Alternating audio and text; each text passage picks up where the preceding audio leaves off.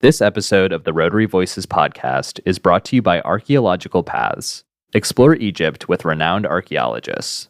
Visit www.archaeologicalpaths.com for more information. Welcome to the Rotary Voices podcast. I'm Andy Choi. In the spring of 2008, a duck landed on the second floor ledge outside a bank building in downtown Spokane, Washington. She built a nest and laid some eggs outside the window of Joel Armstrong, a loan officer. Over the next 30 days, Joel and his colleagues watched the duck as she sat atop her eggs until they hatched and 10 little ducklings appeared. When the time came for the ducklings to leave the nest and head for the nearby Spokane River, Mama Duck flew down to the sidewalk and waited for her baby ducks to follow. One problem: at that early age, ducklings can't fly, and the first baby duck that jumped down after her mother bounced on the sidewalk. Don't worry, the duckling was stunned, but it survived. Joel rushed downstairs and managed to catch each of the 9 other ducks and usher them and their mother down to the river. The story of Joel and the ducks went viral and garnered international attention. Spokane's daring ducks and the man who helped them make it to the river from an entryway roof are gaining worldwide fame. In fact, this is the front page of England's Daily Mail. The story of a mild-mannered Spokane banker saving the day for a dozen ducklings was on Good Morning America and World News twice. Finally tonight, a bit of an update. When Mama Duck returned a year later to build a new nest and hatch more ducklings, the camera crews were there to document the whole scene. That included following Joel, Mama Duck, and the new brood of ducklings as they made their way through Spokane's big annual lilac parade on the way to the river. After returning for a third year, the mallard found somewhere else to nest, and the saga of Joel and the ducklings faded away. But Repp, who had watched firsthand as events unfolded, couldn't get the story out of his head. A lawyer and a member of the Rotary Club of Spokane, Rick concocted a plan that would not only preserve the story, but promote childhood literacy and honor his mother, who had inspired his lifelong love of reading and art. The result of all of this was a charming new children's book called The Downtown Ducks. Rotary Magazine's senior editor, Geoff Johnson, sits down with Repp recently to discuss the stories behind the book. Rick, thanks for joining us today at Rotary Voices Podcasts.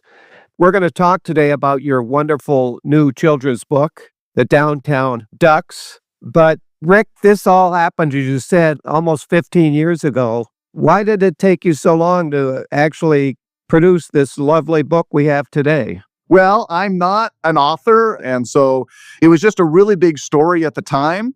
And I always thought it would make for a great children's story. So I set out to preserve the story. This is the first time that I've ever put together a book like this.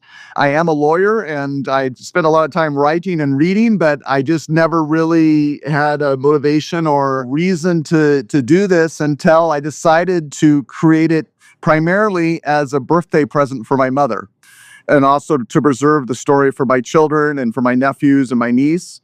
And so it's just one of those things that I'd been toying with over the years. And I finally got motivated to do it when we had a long winter a couple winters ago. And I decided that I wanted to do something special for my mom's birthday. And as you mentioned, your earliest readers were your relatives, your mother, your daughter, your nephews, and your niece. How did the book make the transition from a book that was handed around and privately printed for your relatives to the book we have today, which was published in 2023 by Sunshine, Idaho Publishing? Yeah, so it's actually been over a year ago now. It was August 17th of last year that I presented it to my mother on her birthday. And I initially started out just creating 6 copies using Shutterfly. I had a copy to give her on her birthday. My nephew's birthday was on the same day. And so that was the initial start of this little project, was just the family copies I created a year ago. But I shared on Facebook. A lot of people said they wanted a copy, and it was a little bit more than I expected. And just getting these books printed using Shutterfly was pretty expensive. And so I started looking into publishing options. And I found another local author that has published a number of children's books. She used to be one of my coworkers at a former law firm. She had created her own publishing company in Idaho to publish her series of children's books. And so she was the one that helped me get connected with Ingram, which is the big book distributor that you kind of need to be connected with if you want to be able to have your book available for bookstores and libraries, et cetera. So she was the one that was able to help me get online with the book distributors. Prior to that, my online presence consisted of me telling friends and family that I would send them copies on Facebook. And then my wife actually has an Etsy shop that she's been running for about 7 years. That's actually her full-time business. And she was also selling the book on her website, Mod Shop Kids. Like I said, I never intended it to be published for the public. That wasn't what I set out to do, but it just sort of one thing leads to another. And now it's selling around the world. I've recently sold a copy in Germany. It's kind of fun that it's taken on a life of its own. That's wonderful. Rick, you wrote the book, but you had help with the colorful illustrations from your mother, Mary, and your daughter, Anya. Yes, that's correct. Well, the main reason I was doing this was as a present to my mom, but it was also as a project to do with my mom. Unfortunately, my mother had a serious stroke back in 2018, and she's still in a wheelchair with her left side paralyzed. And throughout my childhood, she was a fairly prolific amateur artist, indulged in watercolor paintings and oil paintings, and did a lot of illustrations for a lot of different school projects. So this was something that we could work on together. I did the pen and ink drawings, and then she and my daughter helped color them because my mother had gotten into trending thing among some of her and her friends to use colored pencils for coloring books. It's become an adult thing these days. And so that was something that she was into and enjoyed. And so I thought it'd be fun if I created some pictures for her to color as a project that we could do together. So she and my daughter helped color the pictures with colored pencil, and then I assemble it together into a hardbound book to deliver to her for her birthday. What was your mother's reaction when you presented her with the finished book? Oh, she was super pleased. Yeah, smile and laughter and tears all mixed together. She said, it was one of the best birthday presents she'd ever received. Oh, that's lovely. As you mentioned, your mother was an amateur artist. And I understand your mother had a unique way of inspiring your own love of reading when you were a boy. Can you tell us about that? My love for reading was really well fostered by both my parents. I have fond memories of my parents reading to me when I was little. My dad was a farmer, worked hard all day, but he'd come in and at night and after dinner, we'd sit on the couch and he'd read me stories. And my mom was good about helping me learn to read. And as a reward for completing my first book that I read on my own, cover to cover, as an incentive, she created these little paper train engine that had my photograph as the engineer. And then for my very first book that I read, she created a little train car that followed that she illustrated by hand, the title of the book, the author, and then came up with a version of the cover art. And she would create one of those for every single book that I read. I ended up putting those on my bedroom, and they ended up circling around my bedroom walls a couple times. And I just remember all the time and effort that she took to make reading inspiring and fun.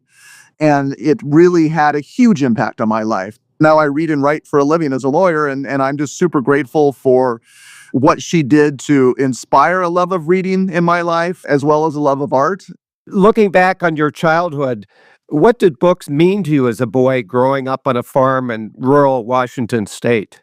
Yeah, I lived in the boonies, out in the middle of nowhere, a little town of Endicott. You can learn about all kinds of other places in the world and other kinds of ideas and other people, and books were a window to the world. I became a voracious reader and really enjoyed basically anything I can get my hands on. We were the people that went to the library once or twice a week on a regular basis and checked out the maximum number of books that they would let us. And reading was huge in our family. That's wonderful to hear. Rick, as you've mentioned, you've been a lawyer for, I think, 23 years now, but you originally aspired to be something else. Is that right? When I was in high school, early junior high school, I wanted to be a cartoonist. And I was pretty serious about it. I started submitting cartoons to magazines when I was like the freshman, sophomore year in high school. I was constantly drawing, constantly checking out books about cartooning and the lives of other cartoonists and studying the art of cartooning. My dad, at some point, realized I was serious enough about it that he booked an appointment with me to come to Spokane and visit with Milt Prigge, who was the opinion editorial cartoonist for the local newspaper at that moment in time. And so I got to visit with him in his studio and learn more about the business of cartooning. And so it was something that I was seriously considering as a career. After my visit with Milt Prigge and learning more about sort of how difficult the business of being a cartoonist is and the livelihood of a cartoonist, the limited opportunities to make a living at it, shortly after that, I switched gears and I actually applied to go to study architecture at college. And so I still had a love of drawing, and I went to college expecting to be an architect. And then one thing leads to another, and I shifted gears and changed my major and ended up graduating with a hotel restaurant management degree, thinking that I was going to design and still wanting to design hotels and restaurants, but I became a lawyer instead.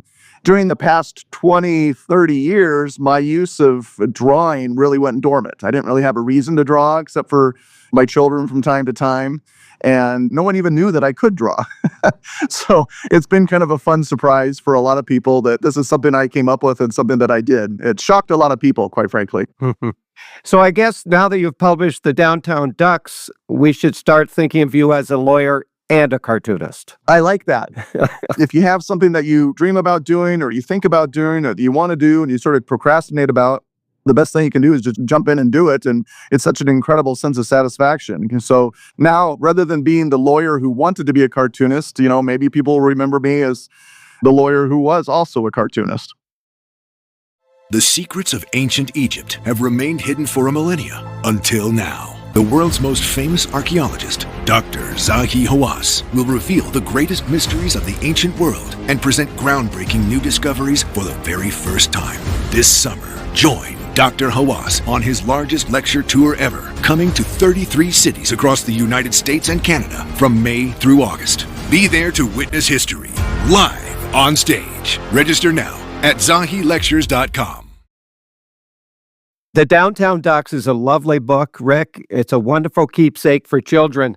But in addition to charming children, you're hoping the book will have a larger impact. Is that right? This started off as a project for my mother, as a way to honor her, to thank her. And my second reason was to preserve the story and share it with my children and other younger family members. But as the book has sort of been so well received, I've really developed a third goal with this book now. One of my cousins is a teacher, a third grade teacher back in South Carolina. I got to read the book to her classroom using Zoom. I had a chance to read to a couple of local preschools at a summer camp, and just the opportunity to share a love of reading and to share a fun story that happens to be a true story that kids can really relate to, and they get excited about what's happening with the ducklings and the happy ending for the ducklings. I'm now really focused on helping spread a love of reading to the next generation. I'm grateful that Rotary views childhood literacy as an important project that it supports, and I see that as the next chapter for me to really provide this as a tool and an opportunity for parents and teachers that are out there trying to get kids excited about reading different books for different folks. You never know what book is really going to click with a child. I still remember my favorite book when I was a child, Are You My Mother by P.D. Salinger. I remember reading that book with my mother and laughing out loud, and she was laughing as we read it together, and it was a formative memory. And I'm hoping that this is one more tool that teachers and parents can use to inspire a love of reading and help kids embrace books.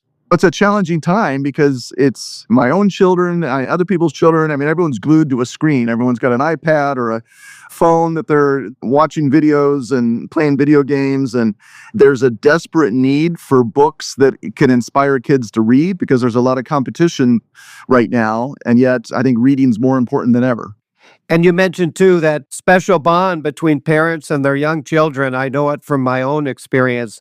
Reading with your kids when they're little and sharing those books is a real foundation for a love of reading that hopefully will extend through the rest of their lives. For sure. Yeah. And I think it's one of the most important things that any parent can do for any child. because reading's the foundation of all of our learning. It's hard to learn unless you can read, and it's hard to sort of open your eyes to the other opportunities in the world unless you have sort of that foundation. You also alluded to this, but as a member of the Rotary Club of Spokane, it's wonderful how your current aspiration aligns so wonderfully with their focus on inspiring and improving literacy among all ages. Yeah, no, I mean, one of the projects that the Spokane Rotary Club is proud of is we provided the funding for a local bookmobile that takes books around to children so they can check them out. I think is due for some renovation. So, I mean, there's just opportunities where as a club and in community, we can gather together and sort of support some of these endeavors. And that's one of the things that I'm excited about pitching in and helping with. I understand you had kind of serendipitous opportunity to speak to your own club about your book. There was a gap in our program, and I happened to serve on the program committee, and we were going to use a substitute speaker when one of our other speakers canceled. And one of my committee members said, well, why don't we have Rick tell the story of his book? And that ended up being a very successful presentation that was well received. We do a scoring of our programs, and it was one of the top scoring programs of the past year or so. And I think it was extra fun because I was able to get Joel Armstrong, the original Duckman himself, to join me on stage for the Q&A session and to share his perspective on why he was there and what it meant to him, and answered questions from our members. And so it was super fun, and I really appreciated the opportunity. I've appreciated Rotary's support as I share it. I was going to ask if you and Joel keep in touch. It's nice to hear that, in fact, you do. Definitely. Yeah, no, he's been one of my biggest fans as far as the book goes. I think a fair number of his family members have received the book as a gift. It makes a good birthday present. It makes a good baby shower present. So I think a lot of his family members now have a book with their grandpa or their uncle memorialized. And I have to say, having seen some of that footage from years ago, watching him catch those ducklings, he catches every one of them. It's such a treat to see him do that, and then to lead them down to the Spokane River. Yeah, I think he used to be a baseball player, so he got I was going to say, be the good catch. He's got a real nice touch. Rick, I'm wondering that with the success you've had with the Downtown Ducks, if you've got any aspirations to write another book, and I'm also wondering, is an alliterative title a prerequisite? I'm thinking of something like The Seagull That Saved Spokane, maybe The Wandering Wolverines of Washington. Those are just a few suggestions. You're free to run with them. Any plans for a second book? I'm surprised at how often I get that question, and I take it as a compliment. I guess people like the first book enough that they want to see what the second one looks like. I am keeping my eyes open for other true stories involving animal rescues. And I don't see myself creating children's books for the sake of creating children's books. I don't see myself transitioning careers to a children's book author per se. That's not really my goal and intent.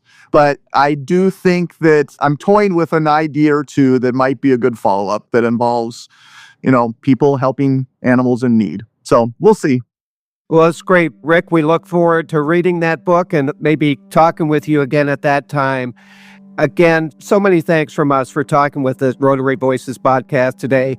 And congratulations on the Downtown Ducks. It's a wonderful book for you and your family, and I hope it does inspire that love of reading among children today that you're hoping it does. Thank you. Well, and thank you for this opportunity to visit with you about it. It's a fun story to share and tell.